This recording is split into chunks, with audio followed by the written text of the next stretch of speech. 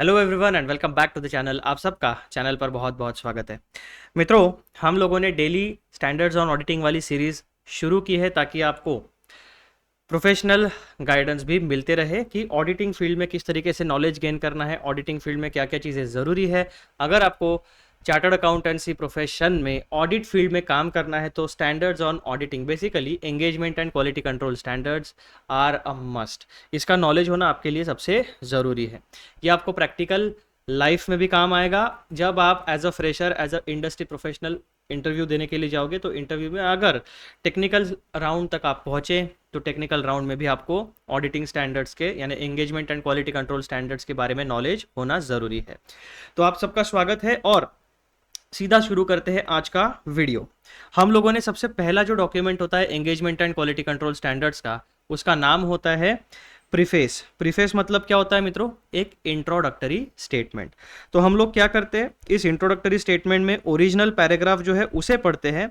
उसको पढ़ने के बाद फिर हम चलते हैं हमारे एक्सप्लेनर नोट्स में, ताकि हमें इस पैराग्राफ का वन बाय वन पैराग्राफ का बिल्कुल डिटेल में हमें नॉलेज गेन हो सके। तो देखो दोस्तों, हमारा पैटर्न किस तरीके का है। हम एक वीडियो में बहुत ज़्यादा अपने दिमाग में लोड नहीं देने वाले। एक वीडियो में हम एक ही पैराग्राफ डिस्कस करेंगे और इस तरीके से धीरे धीरे डेली पढ़ाई करके हम लोग आगे बढ़ेंगे। तो आज का वीडियो जो है वो पूरा का पूरा फोकस रहने वाला है पैराग्राफ नंबर 7। जैसा कि आप देख सकते हो पैराग्राफ नंबर 7 में टाइटल क्या है? Other standards. अब यहाँ पे अदर स्टैंडर्ड्स यानी कौन से स्टैंडर्ड्स, तो उसका क्लैरिफिकेशन, उससे रिलेटेड क्लैरिफिकेशन, सब कुछ बातें पैराग्राफ नंबर 7 में आपको दी गई है। क्या कहता है ये paragraph? The other engagement standards identified in paragraph 3b to 3d। अब मैं आपको पैराग्राफ नंबर 3 में लेके चलता हूँ। ये पैराग्राफ नंबर 3 है आपका। यहाँ पर क्या कहा गया है? Standards issued by AASB under the authority of the ICAI council. तो पॉइंट नंबर ABCD, इसमें standards on auditing, standards on review engagement, standards on assurance engagements and standards on related services, इन्हें कलेक्टिवली कहा जाता है engagement standards. अब हमारा paragraph number 7 जो है वो शुरुआत ही इस तरीके से करता है, standards covered in point B, C and D, इन्हें कहा जाता है अदर स्टैंडर्ड्स। बेसिकली ये हो गए हमारे स्टैंडर्ड्स ऑन ऑडिटिंग और ये 3 की कैटेगरी आपकी हो गई अदर स्टैंडर्ड्स, प्लस इसमें आपका ऐड हो जाएगा standard on quality control.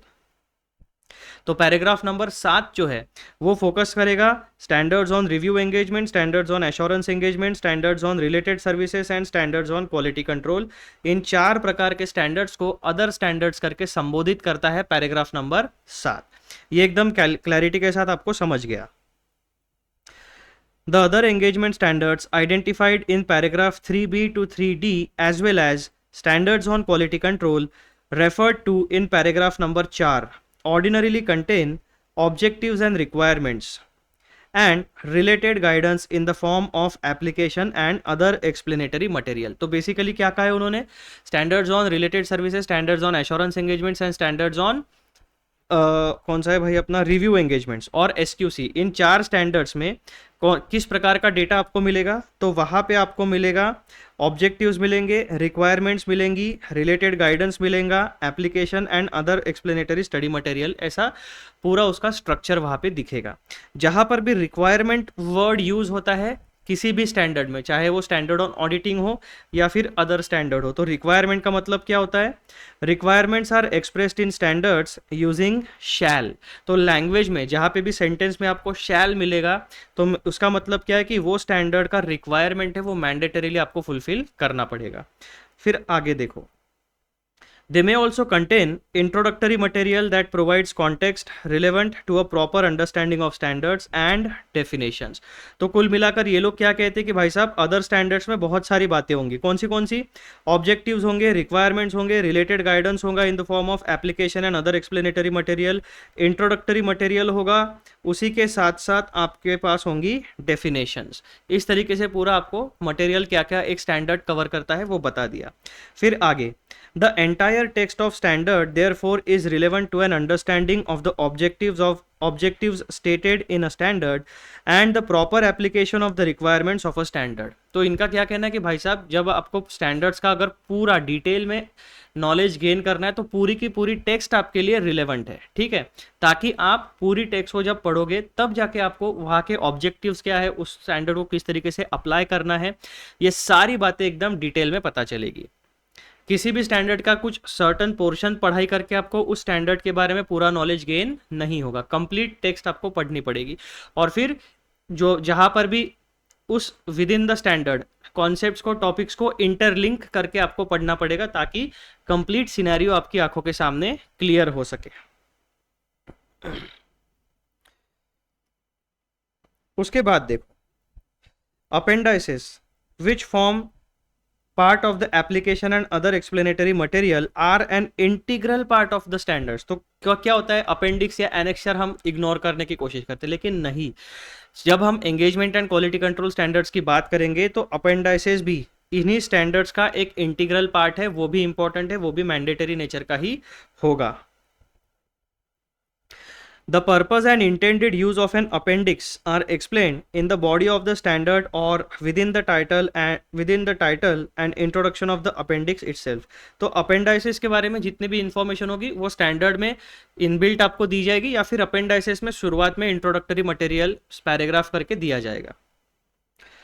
An individual standard should be read in context of the objective stated in standard as well as this preface। यानी जब आप कोई इंडिविजुअल स्टैंडर्ड ऑन ऑडिटिंग या फिर इंडिविजुअल एंगेजमेंट या क्वालिटी कंट्रोल स्टैंडर्ड पढ़ोगे तो आपको क्या पढ़ना है, वो इंडिविजुअल स्टैंडर्ड्स, उसमें दिए गए ऑब्जेक्टिव्स और ये प्रीफेस, ऐसे दोनों को साथ में मिला के पढ़ना है, ठीक है।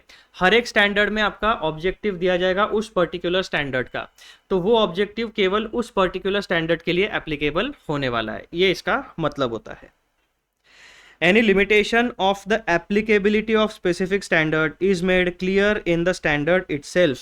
यानी कौन सा स्टैंडर्ड कहाँ पे एप्लीकेबल होगा, कहाँ पे एप्लीकेबल नहीं होगा, ऐसे कौन से सिनेरियोज है ऑडिटिंग प्रोफेशन में जब हम एक्चुअल में काम करते हैं जहाँ पर कोई पर्टिकुलर स्टैंडर्ड मैंडेटरीली अप्लाई होगा, कोई पर्टिकुलर स्टैंडर्ड रिकमेंडेटरी नेचर का होगा या कोई पर्टिकुलर स्टैंडर्ड बिल्कुल भी अप्लाई नहीं होगा।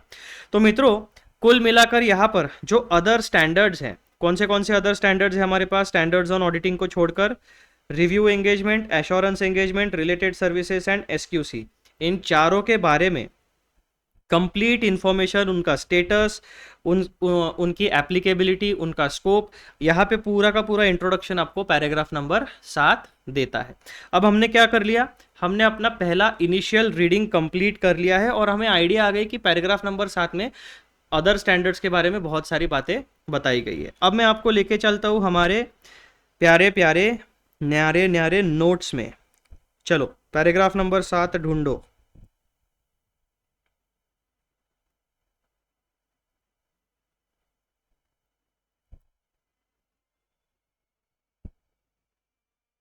ये आ गया हमारा पैराग्राफ नंबर 7 अदर स्टैंडर्ड वाला पोर्शन। अब यहाँ पर मैंने एज इट इज उस टेक्स्ट को कॉपी किया है तो इसको डबल हम पढ़ेंगे नहीं, सीधा सीधा मैं आपको माइंड मैप बताता हूँ। जब हम पैराग्राफ नंबर 7 को इनिशियल रीडिंग करते हैं और उसको डिकोड करते हैं तब हमें कुल मिलाकर कितने पॉइंट्स दिखाई देंगे, यहाँ पर कुल मिलाकर हमें 8 पॉइंट्स दिखाई देते हैं। पहला point overview of other standards, कौन से स्टैंडर्ड्स इंक्लूड है, उनका स्टेटस क्या है, ये सारी बातें।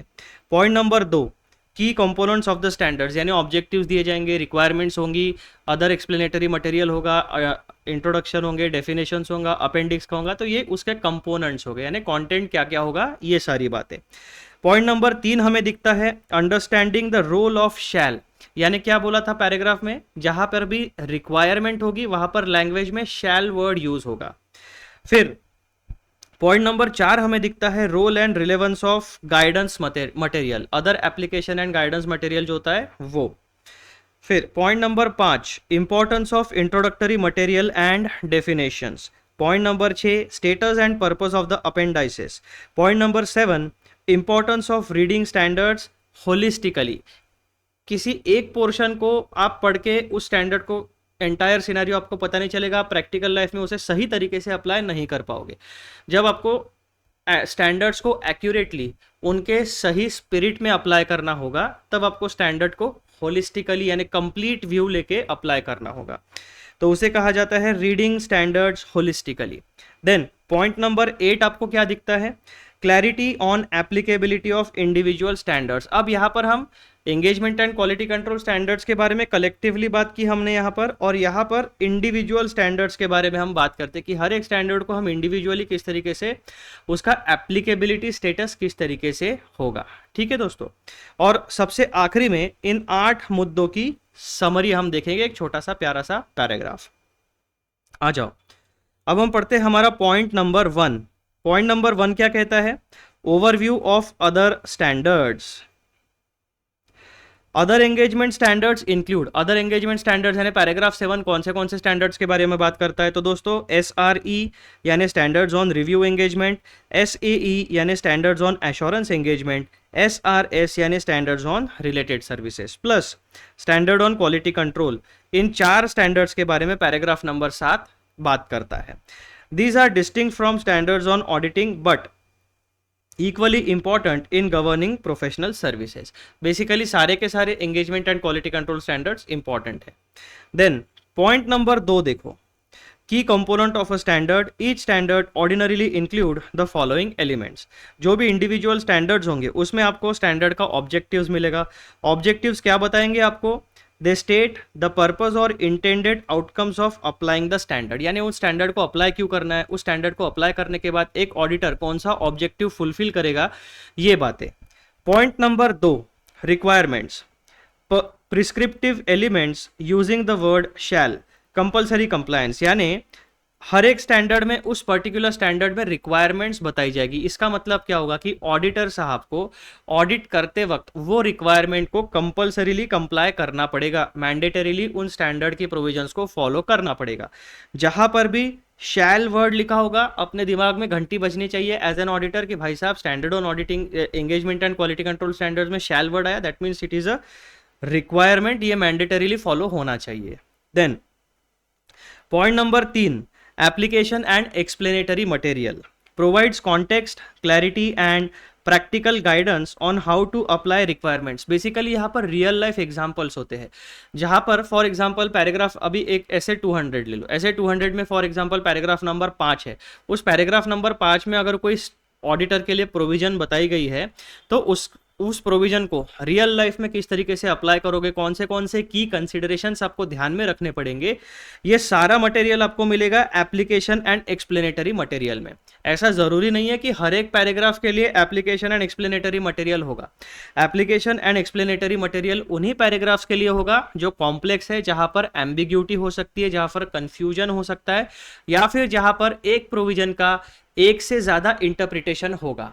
तो एग्जैक्ट कौन सा इंटरप्रिटेशन हमें फॉलो करना है, किस तरीके से कंप्लायंस करना है, ये सारी बातें आपको एप्लीकेशन एंड एक्सप्लेनेटरी मटेरियल में दी जाएगी। तो ऐसा जरूरी नहीं है कि हर एक पैराग्राफ के लिए ये मटेरियल होगा।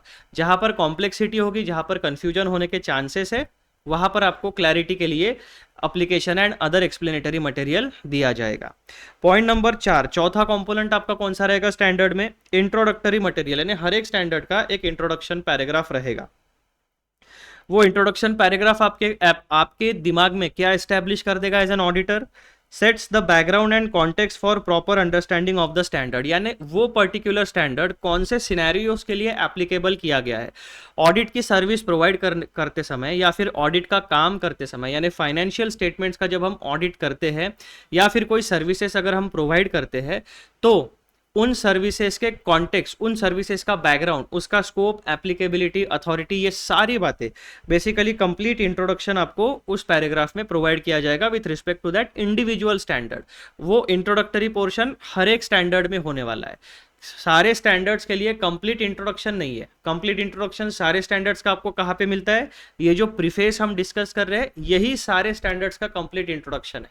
ठीक है दोस्तों, ये बातें आपके दिमाग में क्लैरिटी के साथ फिक्स कर लेना। देन पांचवा कंपोनेंट आपको मिलता है डेफिनेशंस। हर एक स्टैंडर्ड में डेफिनेशंस होंगी। डेफिनेशंस क्या एस्टैब्लिश करती है, डेफिनेशंस क्लैरिफाइज की terms used with in the standard, यानी कौन सी टर्म यूज होती है, उसका मीनिंग क्या है फॉर उस पर्टिकुलर स्टैंडर्ड के लिए, वो सारी बातें डेफिनेशंस में कवर की जाएगी। देन छठवां कंपोनेंट आपके पास क्या रहने वाला है, अपेंडाइसेस, यानी अपेंडिक्स या फिर एनेक्शर आप कह सकते हो। ये होते हैं supplementary materials forming part of the guidance integral to full understanding, यानी फर्दर क्लैरिटी प्रोवाइड करने के लिए आपको अपेंडाइसेस प्रोवाइड किए जाते हैं। तो इस तरीके से आपका पूरा का पूरा स्ट्रक्चर होने वाला है अदर स्टैंडर्ड्स का। अदर स्टैंडर्ड्स में कौन से कंपोनेंट्स आपको मिलेंगे? Objectives, requirements, application and explanatory material, introductory material, definitions and appendices. ये 6 कंपोनेंट्स तो आपको मैंडेटरीली हर एक स्टैंडर्ड में मिलेंगे। इन 6 के अलावा 7वां, 8वां, 9वां भी हो सकता है डिपेंडिंग ऑन द सिनेरियो, लेकिन यूनिवर्सली ये 6 कंपोनेंट्स आपको हर एक स्टैंडर्ड्स में engagement and quality control standard में मिलने वाला है। चलो अब हम आगे बढ़ते हैं पॉइंट नंबर 3 के ऊपर। पॉइंट नंबर 3 क्या कहता है दोस्तों? Understanding the role of shall. This is very important provision. ध्यान से सुनो, ये छोटा सा है, एक वर्ड ही है, लेकिन बहुत बड़ा डिफरेंस क्रिएट करता है, क्योंकि कौन सा प्रोविजन मैंडेटरीली फॉलो करना है ये आपको पता चलेगा। जहां पर भी ये वर्ड है तो दैट मीन्स उसको टिक मार लेना, मैंडेटरीली फॉलो करना है। The term shall is used exclusively for requirements. ठीक है, ये जो कंपोनेंट्स आपको यहाँ पर दिखते हैं ना, कितने कंपोनेंट्स हमने डिस्कस किए? 6 कंपोनेंट्स। तो हो सकता है ऑब्जेक्टिव्स में यूज हो या ना हो सकता है यहाँ पर हो या ना हो, लेकिन शैल वर्ड जो है वो हमेशा आपको रिक्वायरमेंट में एक्सक्लूसिवली मिलेगा। अब रिक्वायरमेंट्स जो होती है दैट मीन्स मैंडेटरी प्रोविजंस, ये बात आप लोग ध्यान में रखना। The term shall is used exclusively for requirements. This indicates that compliance is mandatory and non-negotiable. भाई साहब, mandatory है, बिल्कुल non-negotiable है। अगर यहाँ पर जहाँ पर shall लिखा हुआ है वो प्रोविजन आपने कंप्लाई नहीं किया तो प्रोफेशनल मिसकंडक्ट का केस आपके ऊपर लग सकता है, या फिर नेग्लिजेंस का केस आपके ऊपर लग सकता है as a chartered accountancy professional. तो बिल्कुल ध्यान से काम करना। This indicates that compliance is mandatory and non-negotiable unless the standard explicitly limits it's scope. अगर ये जो मैंडेटरी प्रोविजन होती है उसके बारे में कंप्लीट क्लैरिटी या फिर उसका कोई अगर लिमिटेशन होगा, कोई एक्सेप्शन होगा, तो वो स्पेसिफिकली उस स्टैंडर्ड में बताया जाएगा। लेकिन अगर स्पेसिफिकली अलग से उसका लिमिटेशन बताया नहीं गया है that means as it is उस प्रोविजन को आपको 100% कंप्लाई करना पड़ेगा। So this is the explanation for shall word. हमारे ऑडिट के फील्ड में engagement and quality control standards के लिए शैल वर्ड बहुत इंपॉर्टेंट है। अब भी से अपने दिमाग में बिल्कुल पक्का कर लो ये बात। देन पॉइंट नंबर 4 हमें क्या दिखता है दोस्तों? पॉइंट नंबर 4 में हमें पता चलता है role and relevance of guidance and other explanatory material. Application and other explanatory material aids in understanding how to interpret and apply the requirements। यानी अगर कोई प्रोविजन कॉम्प्लेक्स है तो हमें क्या करना पड़ता है? उस कॉम्प्लेक्स प्रोविजन को डिकोड करके सिंपल भाषा में उसका एक्सप्लेनेशन तैयार करना पड़ता है। तो हमारे इंस्टीट्यूट ने भी कॉम्प्लेक्स लैंग्वेज को इजी करके उस कॉम्प्लेक्स प्रोविजन को रियल लाइफ सिनेरियो में किस तरीके से अप्लाई करना है उसको बताने के लिए, उसको समझाने के लिए यहाँ पर application and other explanatory material के पोर्शन को क्रिएट किया है। ये पोर्शन हर एक प्रोविजन के लिए क्रिएट होगा ऐसा नहीं। जो सिंपल प्रोविजन है वो तो डायरेक्ट होती है, वो तो हमें डायरेक्टली समझ में आ जाती है। जहां पर कॉम्प्लेक्स प्रोविजन है, जहां पर एक से ज्यादा इंटरप्रिटेशन होने के चांसेस है, जहां पर कंफ्यूजन होने के चांसेस है, ऐसे केसेस में आपको application and other explanatory material definitely हमारे स्टैंडर्ड्स में मिलने वाला है। फिर application and other explanatory standard दूसरा कौन सा सॉल्यूशन हमें प्रोवाइड करता है? It clarifies practical implementation. Real life में कैसे अप्लाई करोगे? जो थियरी होती है ना, हम थियरी तो पढ़ लेते हैं, एग्जाम भी क्लियर कर लेते हैं। एकेडमिक थियरी समझना और समझाना बहुत आसान होता है, लेकिन उस थियरी को समझ के रियल लाइफ सिनेरियो क्या है, रियल लाइफ सिनेरियो में एक्चुअल में किस तरीके से हमें काम करना पड़ेगा, वो डिसाइड करना, वो डिकोड करना मुश्किल होता है। तो उसके लिए भी आपको ये अदर एक्सप्लेनेटरी मटेरियल काम में आने वाला है। क्योंकि देखो ये जो दुनिया है ना, ये बुक के हिसाब से नहीं चलेगी। आपका क्लाइंट प्लेस जो है उसको स्टैंडर्ड्स ऑन ऑडिटिंग वगैरह कुछ पता नहीं होते, ठीक है। वो तो भैया अपना अकाउंट, वो तो अपना बिजनेस करेगा या फिर अपने सर्विसेज देगा या फिर उसका जो काम होगा वो करेगा। ऑडिट करने का काम हमारा होता है चार्टर्ड अकाउंटेंसी प्रोफेशनल का, क्योंकि हमें प्रोफेशनल ट्रेनिंग मिलती है। जो आपका क्लाइंट होगा वो सीए की पढ़ाई वढ़ाई से उसका कोई मतलब नहीं होता है। उसको क्या होना है भाई साहब, मुझे कंप्लायंस करके दो, गवर्नमेंट मेरे दरवाजे के ऊपर नहीं आनी चाहिए, मुझे पूरी तरीके से प्रोटेक्ट करो, मेरा स्टैट्यूटरी कंप्लायंस करके दो, मेरा टैक्स प्लानिंग करके दो, मेरे इनकम टैक्स के केसेस नहीं लगने चाहिए, मेरे जीएसटी के केसेस नहीं लगने चाहिए, आपकी प्रोफेशनल फीस बताओ, नेगोशिएट करते हैं, प्रोफेशनल फीस उसको ज़्यादा लगी तो क्लाइंट नेगोशिएट करेगा, दोनों चार्टर्ड अकाउंटेंट और क्लाइंट एक सर्टन प्राइस पे फिक्स करता है अपना ओपिनियन, एंड फिर एंगेजमेंट लेटर आपको मिल जाता है। तो बुक का नॉलेज जो है वो तो आपको आपके लिए नेसेसरी है, लेकिन उस बुक के नॉलेज को रियल लाइफ में आप किस तरीके से अप्लाई करोगे ये सीखना एक प्रोफेशनल के लिए बहुत ज़रूरी होता है। बाय द बुक हमेशा ही आपका काम होगा ऐसा नहीं है, सीक्वेंस कम ज़्यादा हो सकता है, कोई चीज़ें एक्स्ट्रा आपको लग सकती है जो बुक में कवर, नया सिनेरियो आ सकता है जो अभी तक आपके बुक में इंक्लूडेड नहीं किया। क्यों? क्योंकि हमारा जो जीवन है वो चलायमान होता है, हमेशा डायनामिक एनवायरनमेंट में हम काम करते हैं, सिचुएशंस बदलते रहती है, इवॉल्व होते रहती है, गवर्नमेंट की पॉलिसीज बदलते रहती है, तो गवर्नमेंट की पॉलिसी चेंज हो गई तो ट्रांजैक्शन करने का तरीका चेंज हो जाएगा, ट्रांजैक्शन करने का तरीका चेंज हो गया तो उससे रिलेटेड सारे कंप्लायंस प्रोसीजर्स चेंज हो जाएंगे, और उस हिसाब से आपको एडप्ट करना पड़ेगा, इवॉल्व करना पड़ेगा। तो ये बात आप लोग ध्यान में रखना। तीसरी मदद क्या करता है हमारा application and other explanatory material, not mandatory in itself but essential to ensure correct application of mandatory provisions. अब ये जो अदर एक्सप्लेनेटरी मटेरियल होता है ना, इसका कोई आपका मेन टेक्स्ट नहीं है, स्टैंडर्ड का मेन टेक्स्ट नहीं है, वो सप्लीमेंट्री स्टडी मटेरियल है, यानी मेन प्रोविजन को समझाने के लिए आपको वो ज़्यादा मटेरियल क्रिएट किया गया है, ठीक है। तो वो आपके लिए मैंडेटरीली एप्लीकेबल होगा ऐसा नहीं है, उसका यूज़ करो ताकि आप सही तरीके से स्टैंडर्ड्स ऑन ऑडिटिंग को अप्लाई कर सको। पांचवा पॉइंट हमें क्या मिलता है दोस्तों, importance of introductory material and definitions, यानी जहां पर भी जितने भी स्टैंडर्ड्स आप पढ़ोगे वहां पर इंट्रोडक्शन का पैराग्राफ होगा, वहां पर डेफिनेशंस का पैराग्राफ होगा। तो इसका इंपॉर्टेंस क्या है, इन दोनों पैराग्राफ से हमें क्या मदद होगी as a chartered accountant, as a professional. तो देखो इंट्रोडक्टरी मटेरियल क्या करता है, it helps establish the scope, intent and purpose of the standard. तो जहां पर भी आपको इंट्रोडक्शन का पैराग्राफ मिलेगा इन जनरल, वहां पर उस स्टैंडर्ड का स्कोप यानी कहाँ तक एप्लीकेबल है, कौन से सिनेरियोस को वो स्टैंडर्ड एप्लीकेबल है वो बात, उसके बाद उसका इंटेंट क्या है, यानी उस स्टैंडर्ड को अप्लाई करने के बाद आउटकम क्या आना चाहिए, then purpose of the standard, वो स्टैंडर्ड क्यों एस्टैब्लिश किया गया है एंड क्यों एप्लीकेबल किया गया है, पर्पस क्या है। Then introductory material must be considered for a correct conceptual understanding, basic चीज एकदम। डेफिनेशंस हमें क्या मदद करती है, definitions ensure consistent understanding of technical terms, जो भी टेक्निकल टर्म्स होती है। अब हर एक टेक्निकल टर्म तो यूनिवर्सली सबको पता नहीं होती है, जैसे किसी वर्ड का मीनिंग हमें पता करना हो तो हम क्या करते हैं, कोई नया वर्ड अगर हमारे इंग्लिश में बोलो या हिंदी में बोलो या मराठी में बोलो आता है तो हम क्या करते हैं, डिक्शनरी रेफर करते हैं या फिर इंटरनेट पे पूछते हैं कि भाई साहब इस वर्ड का मीनिंग क्या होता है। तो उसी तरीके से स्टैंडर्ड्स में कुछ टेक्निकल टर्म्स होती है, उन टेक्निकल टर्म्स का मीनिंग हमारे ऑडिटिंग प्रोफेशन के हिसाब से क्या है, उस पर्टिकुलर स्टैंडर्ड में उस टर्म का इस्तेमाल कौन से मीनिंग से, कौन से कॉन्टेक्स्ट से किया जाता है, ये सारी बातें आपको डेफिनेशन से पता चलती है।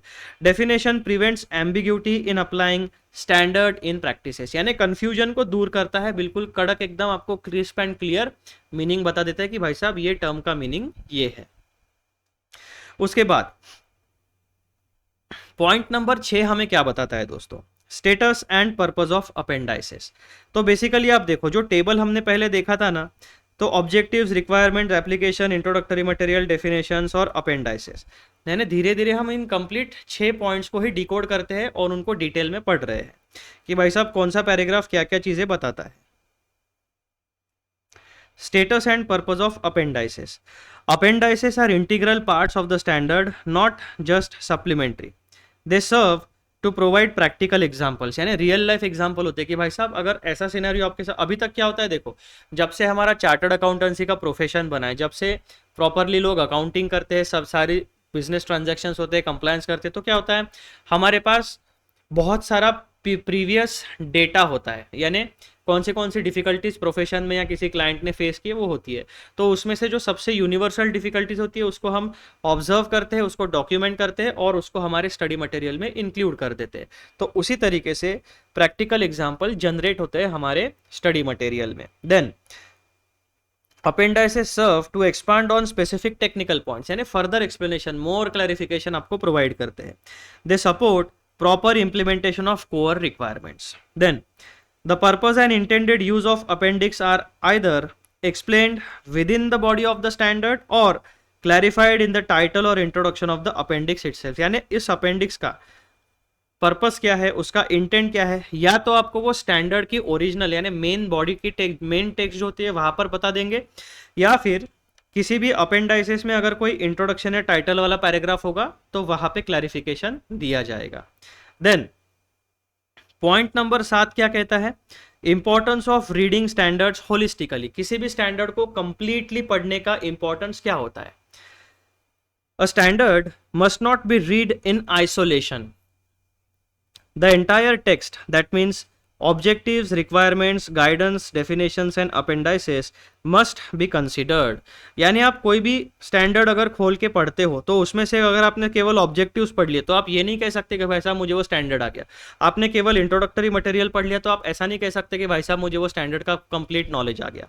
जब आप इन सारे कंपोनेंट्स को कलेक्टिवली पढ़ोगे तब जाके आपके दिमाग में क्लैरिटी आएगी कि अच्छा ऐसे 700 का, ऐसे 200 का, बाकी जितने भी आपके 500 की सीरीज है, 300 की सीरीज है, 400 की सीरीज है, तो इन स्टैंडर्ड्स का बेसिकली पर्पस क्या है, रियली उनको किस तरीके से अप्लाई करना है, ये सारी बातें आपके दिमाग में क्लियर हो जाएगी. अब यहाँ पर एक मैं छोटा सा आपको पॉइंट बताता हूँ. यहाँ पर पैराग्राफ नंबर 7 क्या कहता है कि भाई साहब सारे स्टैंडर्ड्स को होलिस्टिकली पढ़ना चाहिए, तब जाके आपको क्लैरिटी मिलने वाली है. लेकिन जो हमारा CA intermediate and CA final का स्टडी मटेरियल है, तो क्या होता है, सीए इंटरमीडिएट में कुछ स्टैंडर्ड्स पार्शियली एप्लीकेबल है, सीए फाइनल में कुछ स्टैंडर्ड्स पार्शियली एप्लीकेबल है. लेकिन सीए इंटरमीडिएट और सीए फाइनल ये दोनों जब एग्जाम एक स्टूडेंट देता है तो ऐसा ज़रूरी नहीं है कि 2 या 3 महीने या 6 महीने के एकदम कंसिस्टेंटली वो बच्चा सीए इंटरमीडिएट एंड फाइनल की एग्जाम देगा, ऐसा ज़रूरी नहीं है.